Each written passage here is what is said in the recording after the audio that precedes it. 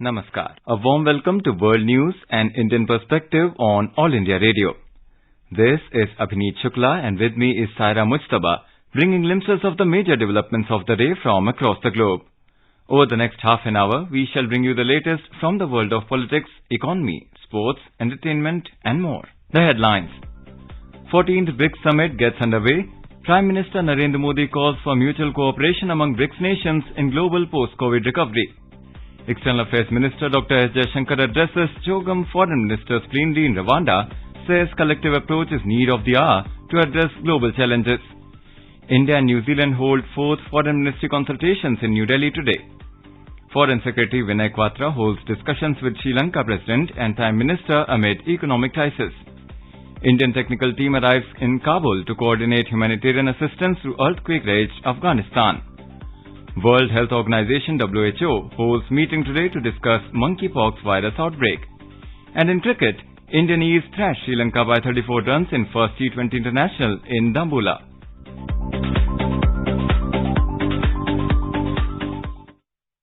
Prime Minister Narendra Modi stressed that mutual cooperation among BRICS member countries can make a useful contribution in the global post-COVID recovery.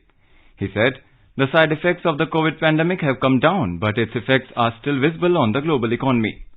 Prime Minister Narendra Modi was addressing the 14th BRICS Summit virtually today. Chinese President Xi Jinping, South African President Cyril Ramaphosa, Brazilian President Jair Bolsonaro and Russian President Vladimir Putin were also present during the virtual summit. The Prime Minister said, BRICS has undergone several structural changes in the last few years, which has increased its effectiveness.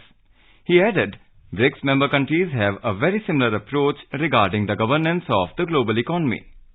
वैश्विक अर्थव्यवस्था की governance के बारे में हम BRICS सदस्य देशों का नजरिया काफी समान रहा है और इसलिए हमारा आपसी सहयोग वैश्विक पोस्ट कोविड रिकवरी में उपयोगी योगदान दे सकता है। पिछले वर्षों में हमने ब्रिक्स में कई संस्थागत सुधार किए हैं, जिनसे इस संगठन की प्रभावशीलता बढ़ी है। The Prime Minister said, cooperation in several areas has benefited the citizens of the member countries. He said, cooperation and mutual efforts in the direction of setting up Vaccine Research and Development Center and coordination among custom departments have helped in making BRICS a unique international organization. He expressed happiness over the increase in membership of BRICS New Development Bank. The Prime Minister said, BRICS member countries have also strengthened people-to-people contact by enhancing communication through BRICS Youth Summits, BRICS Sports, civil society organizations and think tanks. He thanked the BRICS member countries for organizing yoga events on the International Day of Yoga. And now in today's Hotspot section, we bring AIR News exclusive updates from the BRICS Summit 2022.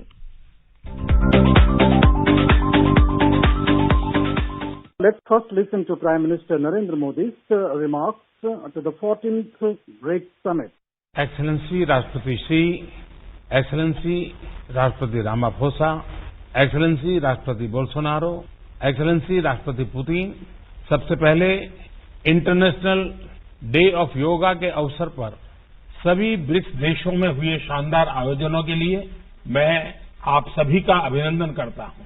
आपकी teams से मिले सहयोग के लिए भी मैं धन्यवाद व्यक्त करना चाहता हूं। एक्सेलेंसी, आज लगातार तीसरे वर्ष हम कोविड महामारी की चुनौतियों के बीच वर्चुअल रूप में मिल रहे हैं। हालांकि वैश्विक स्तर पर महामारी का प्रकोप पहले की तुलना में कम हुआ है, लेकिन इसके अनेक दुष्प्रभाव अभी भी वैश्विक अर्थव्यवस्था में दिखाई दे रहे हैं।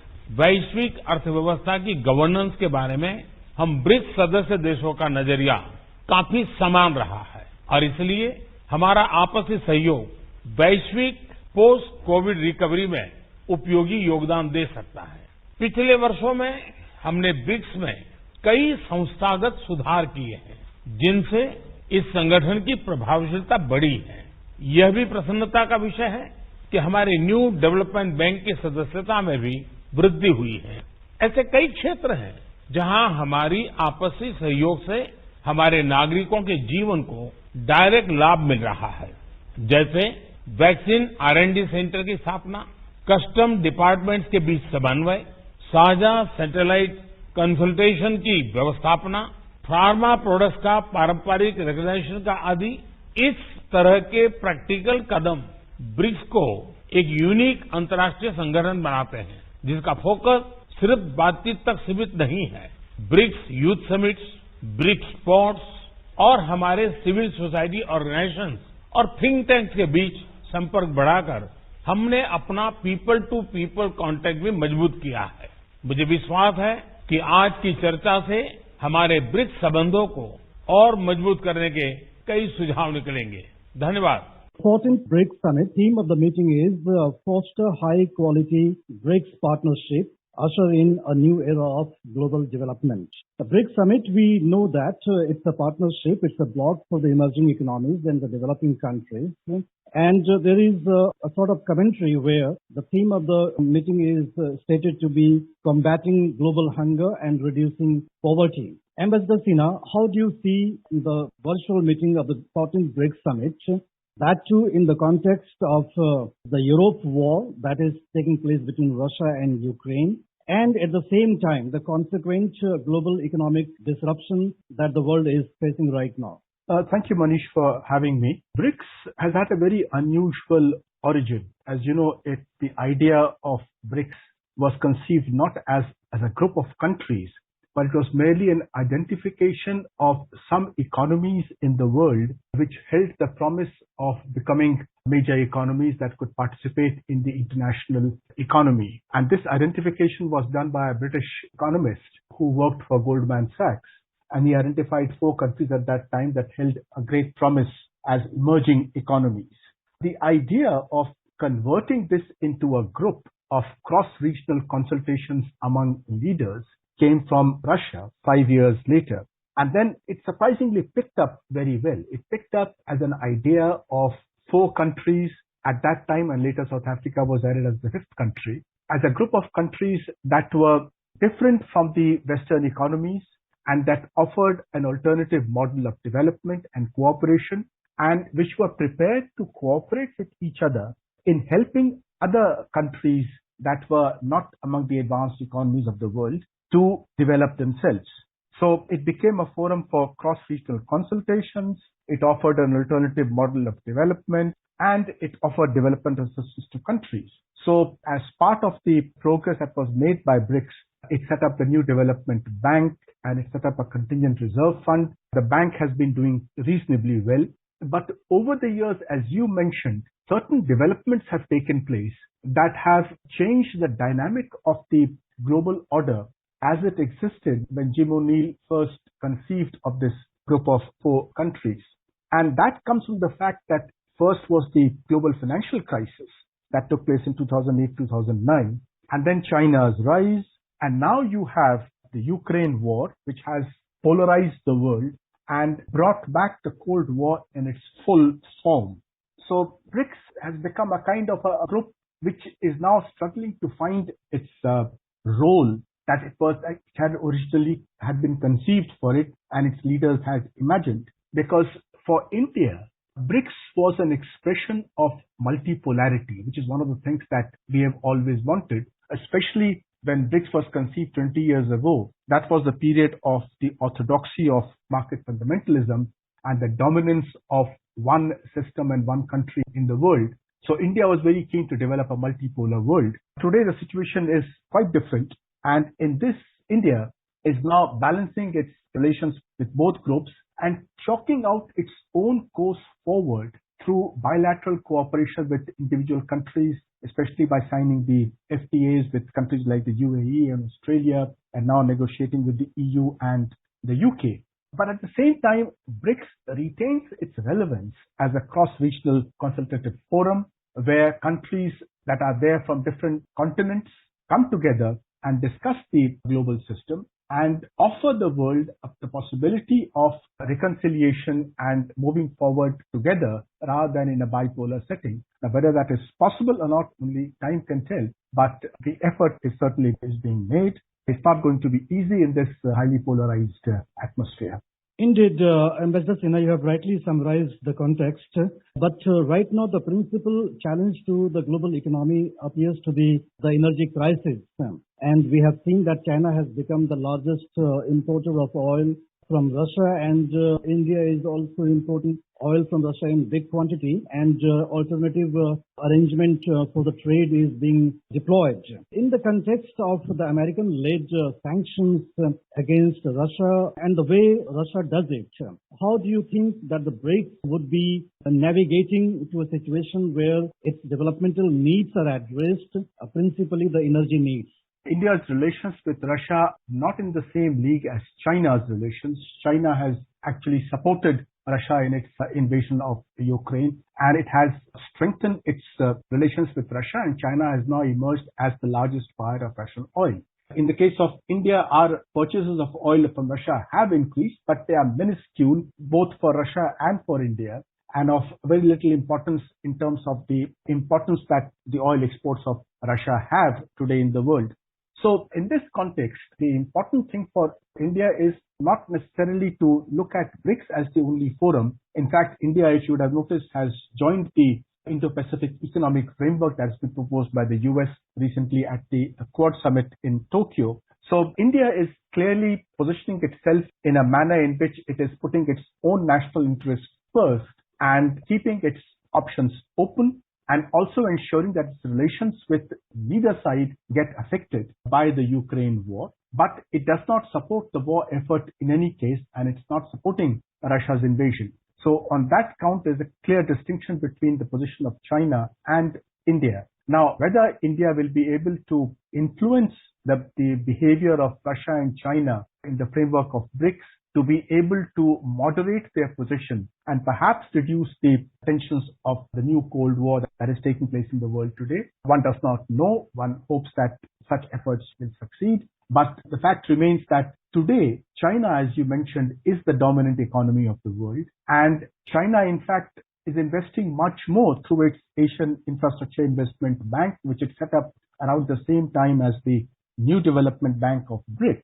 And China's investment in the Asia Infrastructure Investment Bank is higher than in the New Development Bank, which incidentally is also based in Shanghai. So for China, the priority is its own bilateral development assistance rather than using BRICS. And for India, as I mentioned earlier, the priority is to move forward with its own FTAs and its partnership in the IPEF. So one has to see how BRICS shapes up in the months coming ahead, because it clearly is going through a situation where the global order is a lot different from the one in which it was conceived. Ambassador Sinha, I would like to draw your attention to a couple of things. In late March, the Chinese foreign minister had come to India, and the Indian foreign minister S. Jaishankar had done a lot of plain speaking to him in the context of the Chinese army camping across the line of actual control in Ladakh. And we had, in fact, suggested that the ties between India and China cannot be normal if there is tension on the border. That is one thing. And second is that India's key positioning in the Pacific Quads, which we have seen in the Quad Summit at Tokyo, and now India would be taking in another sort of a Quad with Israel and UAE and the US. Now, there is an attempt on the part of China to portray this 14th BRICS summit to convey a sort of message to the West. So do you think that India will need to be cautious to China's posturing at this summit? Yes, I entirely agree with you that India needs to be extremely conscious about the kind of image that China projects of this BRICS summit that it is holding in China today. Of course, it's a virtual summit. The fact that India's bilateral relations with China are tense, China's behavior on the line of actual control has been anything but friendly. China's own relations with the neighbors of India through its economic policy of debt diplomacy has strained relations with these countries and also with India. And as I mentioned, if BRICS was expectation of the rise of a multipolar world, then that certainly has been set aside by the fact that China itself has risen, and China looks upon itself now as a superpower, which is the leader of the second pole in this bipolar world. So in this kind of a situation, India has to be extremely careful in positioning itself within BRICS and re-examine its priorities in this area. Because if China is going to use BRICS to create its own group dominated by it, then clearly it does not meet the expectations that we had of BRICS as the goal of a multipolar world. In this situation, the initiatives that we have taken in the Indo-Pacific are extremely important for us. So today, if we are looking at a balanced world in which there is less of power politics and more of international cooperation based upon national sovereignty, then one has to look at bilateral forums to promote that rather than with a forum that is sought to be dominated by China. Ambassador Sinha, thank you so much for talking to our All India Radio. Thank you, Manish.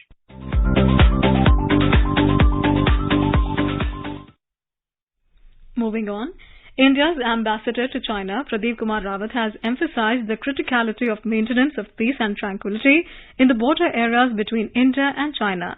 Ambassador Rawat said this in his meeting with Chinese State Councillor and Foreign Minister Wang Yi in Beijing on Wednesday, where both discussed bilateral and multilateral issues of mutual interest, including border issue and return of Indian students. The meeting assumes significance as it took place a day before the 14th virtual BRICS summit hosted by President Xi Jinping. Wang Yi said that the border issue between India and China is important and both the sides should stay committed to peacefully addressing it through consultation and coordination. According to a statement by the Indian Embassy, State Councillor Wang Yi conveyed that at the highest level of leadership of the two countries, there is consensus on the importance of bilateral relations for Asia and the world. External Affairs Minister Dr. S. Jaishankar today said that India, as the world's largest democracy, offers numerous examples for the Commonwealth. He addressed the Shogam Foreign Ministers' plenary in Rwanda today on the theme of democracy, peace and governance. He said, India's digital backbone is of particular relevance. The minister also underscored the importance of collectively addressing the crucial challenges of the present times, including post-COVID recovery, climate change and ongoing global conflicts. The fourth Foreign Ministry consultations between India and New Zealand were held in New Delhi today. Secretary E. Saurabh Kumar led the Indian delegation, while the New Zealand side was led by Deputy Secretary in Foreign Affairs and Trade Mark Sinclair. Both sides reviewed the existing warm and friendly bilateral relations, including trade and investment, defence and security, people-to-people ties, counter-terrorism, cyber-security and disarmament. They expressed keenness to further enhance engagement and deepen ties in various areas. The Foreign Ministry consultations also provided an opportunity to exchange views on contemporary regional and global issues of mutual interest. Highlighting the need for closer cooperation in the region, both sides reiterated the importance of a free, open, inclusive and stable Indo-Pacific. Discussions were also held on ways to strengthen coordination at regional and multilateral fora. This is All India Radio giving you the news. For quick news updates round the clock, follow us on Twitter at AIR News Alerts. Indian Space Research Organisation ISRO has successfully launched communication satellite GSAT-24 from Kourou in French Guiana early this morning. GSAT-24, built by ISRO for New Space India Limited (NSIL), was launched by French company Arianespace. GSAT-24 is a 24 Ku band communication satellite weighing 4,180 kilograms with pan-India coverage for meeting DTH application needs. It was the first demand-driven communication satellite mission undertaken by NSIL post-space sector reforms. NSIL, a Government of India company under the Department of Space, has leased the entire satellite capacity to Tata Play. Indian Foreign Secretary Vinay Kwatra-led delegation held discussions on Sri Lankan economy and the road to its recovery with Sri Lanka President Gotabaya Rajapaksa and Prime Minister Ranil Wickremesinghe in Colombo today. Ajay Seth, Secretary, Department of Economic Affairs, and Dr. V. Anant Nageshwaran, Chief Economic Advisor, were also part of the delegation.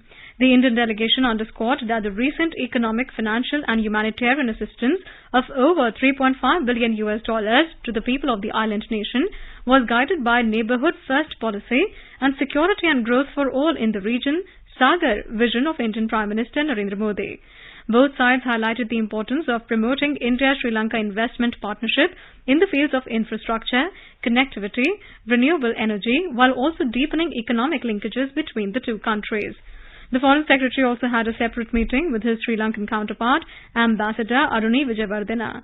They agreed to work in close coordination towards strengthening diplomatic engagement and undertaking a bilateral visit at an early date. Sri Lankan Prime Minister Ranil Wickremesinghe told lawmakers yesterday that country's debt-laden economy has collapsed after months of shortages of food, fuel and electricity. Mr. Wickramasinghe told Parliament the nation faces a far more serious situation. He also said that our economy has completely collapsed. Mr. Wickramasinghe said Sri Lanka is unable to purchase imported fuel due to heavy debt owed by its petroleum corporation. The Prime Minister also told Parliament that government will hold a donor conference with China, India and Japan as the nation seeks overseas assistance to overcome the worst economic crisis since its independence.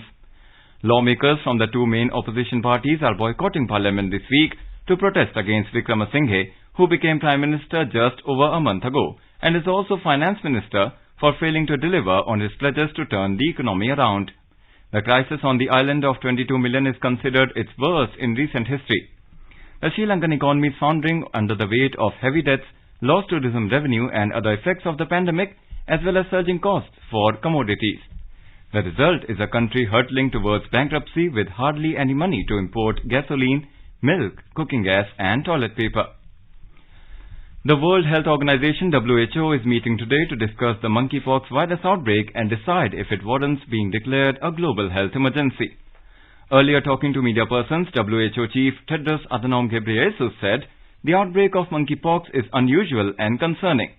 For that reason, he decided to convene the emergency committee under the international health regulations to assess whether this outbreak represents a public health emergency of international concern. A statement in this regard will be issued tomorrow. Currently, 3,417 confirmed monkeypox cases have been reported across 58 countries, and it is rapidly expanding across multiple continents. An Indian technical team has reached Kabul today and has been deployed in the Indian embassy there in order to closely monitor and coordinate the efforts of various stakeholders for the effective delivery of humanitarian assistance to Afghanistan. The External Affairs Ministry said in a release that another Indian team had visited Kabul to oversee the delivery operations of India's humanitarian assistance to Afghanistan and met with senior members of the Taliban. During the visit, an assessment of the security situation was also carried out. The ministry said India's long-standing links with Afghan society and development partnership, including humanitarian assistance for the people of Afghanistan, will continue to guide the approach going forward. Meanwhile, the first consignment of India's earthquake relief assistance for the people of Afghanistan has reached Kabul. It was handed over by the Indian team there. The External Affairs Ministry said further consignments will follow. In Afghanistan, a 6.1 magnitude quake wreaked havoc in East Paktika province, downing mobile phone towers and power lines while triggering rock and mudslides which blocked mountain roads. Over 1,000 people were killed and 1,500 were injured following yesterday's unprecedented natural calamity. Most of the casualties so far have been in the Gayan and Barmal districts of Paktika. The disaster poses a huge logistical challenge for Afghanistan's new Taliban government, which has isolated itself from much of the world by introducing hard-line religious rules that subjugates women and girls. However, UN Secretary General Antonio Guterres said the global agency has fully mobilized to help, deploying health teams and supplies of medicine, food, trauma kits and emergency shelter to the quake zone. The UN Humanitarian Coordinator for Afghanistan, Ramiz Al-Akbarov, told reporters nearly 2,000 homes were likely destroyed. Kuwait's Crown Prince dissolved parliament yesterday and called for early elections. However, the date for legislative elections were not immediately announced. The country's cabinet resigned 2 months ago over disputes with parliament, resulting in a prolonged paralysis. Over a dozen Kuwaiti lawmakers began a sit-in last week inside the parliamentary chamber to press for a new government and voice their opposition to the worsening political crisis that has blocked economic and social progress in the country. And now a report from the business world. The Sensex at the Bombay Stock Exchange climbed 443 points or 0.86% to finish at 52,266. The Nifty at the National Stock Exchange added 143 points or 0.93% to settle at 15,557. At global stock markets, majority of Asian stocks rose. China's Shanghai Composite Index surged 1.6% and Hong Kong's Hang Seng Index climbed 1.3%. Japan's Nikkei 225 added 0.1%. On the other side, South Korea's Kospi tumbled 1.2% and Singapore's Straits Times Index ended flat. European shares were trading mixed in intraday trade. Global oil prices slipped marginally as investors remained concerned about the risks of recession and how fuel demand will be affected by rising interest rates. In intraday trade, Brent crude was trading at $111.60 per barrel. And in the forex market, the rupee appreciated 6 paisa against the US dollar. The domestic currency was trading at 78 rupees and 32 paisa against the American unit. Anubha Rohatgi for World News, All India Radio. In some sports news now, in cricket, Indian A's registered a convincing 34-run victory over Sri Lanka today in the first T20 International in Dambulla, taking a 1-0 lead in the 3-match T20 series. Defending a modest 139, left-arm spinner Radha Yadav made her presence felt right after the power play by dismissing the dangerous-looking Sri Lankan captain Chamari Athapattu and Harshita Madhavi in 3 balls. Reduced to 27 for 3 inside 7 overs, Sri Lanka never managed to get going in the run chase, which was further derailed by some tight bowling by seamer Deepti Pooja Vastrakar in the middle overs. The next match will be on Saturday in Dambulla. Now let us take a look at the major developments around the world as reported in the foreign press. First, we have a look at the press reports on China. CNN reports at least 8 Russian and Chinese warships have been spotted in the seas near Japan this week, another sign of the apparent pressure the two partners have been putting on Tokyo as relations deteriorate over Ukraine and Taiwan respectively. PTI reports Australia on Wednesday said it is vital that China commits to resolving the eastern Ladakh border row with India through a process of dialogue consistent with international law and asserted that the growing security ties between New Delhi and Canberra should not be seen as directed against Beijing. Business Standard reports that the import of Chinese goods manufactured by forced labor in Xinjiang province will now be blocked after the US-sponsored Uyghur Forced Labor Protection Act came into effect on June the 21st. And now let's take a look at the press reports on Nepal. My Republica reports that a discussion held between UK Government Minister Leo Doherty and Nepal's Ambassador Gyan Chandra Acharya at the Nepalese Embassy in London on Tuesday. The Himalayan Times reports that Nepal's stock exchange index has plummeted by 31.21 points on Wednesday. Earlier on Tuesday, the market had closed green after rising 37.49 points, while today the market took a 31.21 point dip and closed in red. The Himalayan Times reports that CEO of Huawei Nepal, William Zhang, has remarked upon the common need for ICT development and has assured that Huawei is ready to serve for the benefit of Nepalese citizens. The Annapurna Express report says that Nepal-India Chamber of Commerce and Industry, or NICI, welcomed the start of Bharat Gaurav tourist train connecting Safdarjung, New Delhi, along with other religious sites related to the Ramayana Circuit of India to Janakpur Dham in Nepal. Now let's have a look at the press reports from Pakistan. According to the news, the Islamabad High Court postponed the local government's elections in Islamabad on Wednesday and directed the Election Commission of Pakistan to issue a revised schedule for the polls within 65 days after finalizing the delimitations. The Express Tribune report says that Pakistan Maritime Security Agency has rescued Sri Lankan and Omani seafarers in back-to-back search and rescue operations carried out separately. According to Director of Public Relations PMSA, Maritime Rescue Coordination Center, Sri Lanka informed MRCC Pakistan that a Sri Lankan fishing vessel Amila Sea Fortuna 01 is in distress around 500 nautical miles south of Karachi, having suffered engine failure. A quick look at the headlines once again. 14th BRICS Summit gets underway. Prime Minister Narendra Modi calls for mutual cooperation among BRICS nations in global post-COVID recovery. External Affairs Minister Dr. S. Jaishankar addresses Shogum Foreign Ministers plenary in Rwanda, says collective approach is need of the hour to address global challenges. India and New Zealand hold 4th Foreign Ministry consultations in New Delhi today. Foreign Secretary Vinay Quatra holds discussions with Sri Lankan President and Prime Minister amid economic crisis. Indian technical team arrives in Kabul to coordinate humanitarian assistance to earthquake-ravaged Afghanistan. World Health Organization holds meeting today to discuss monkeypox virus outbreak. And in cricket, Indian East thrashed Sri Lanka by 34 runs in first T20 International in Dambulla. And now before we end, let us listen to Mahatma Gandhi's favorite bhajan Vaishnav Jan by artists from New Zealand.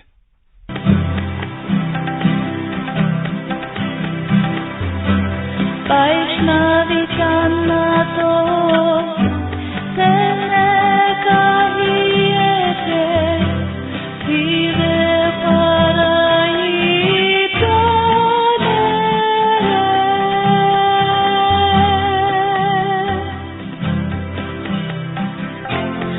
para tu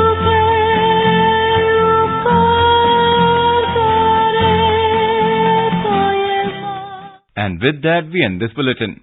We'll be back at the same time tomorrow with the next edition of World News.